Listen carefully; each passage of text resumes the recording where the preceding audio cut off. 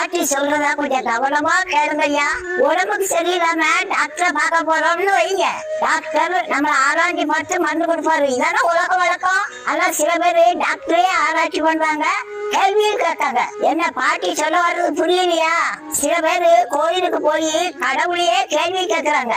இந்த வீட்டுக்காரன் மகளா கட்டிட்டா என்ன இன்னும் வாடகை வீட்டிலே வச்சிருக்கீரு, இந்த வீட்டுக்காரன் கார்ல போறான், நான் இன்னும் சைக்கிள்லயே போயிட்டு இருக்கேன், கடவுளே இது என்ன நியாயம்னு கேட்கறான். கோயிலுக்கு போய் கடவுளை கேள்வி கேட்க கூடாதுங்க. நம்மளே நம்ம ஆராய்ச்சி பார்க்கணும். நம்ம இருதயத்து சிந்தனையே நம்ம வாழ்க்கை எப்படி இருக்கோ அதே மாதிரிதான் கடவுளை நம்மளை வாழ வைப்பாரு. ஒரு மனுஷன் கோயிலுக்கு போய் தன்னை தானே ஆராய்ச்சி பார்த்தாங்க, அப்பதான் அவனுக்கு புரிஞ்சுதுங்க, கடவுளை ஏறெடுத்து பார்க்க கூட எனக்கு தகுதியில்லைன்னு புரிஞ்சுக்கிட்டாங்க. அவனோட பாவத்தை நினைச்சு மார்புல அடிச்சுக்கிட்டாங்க.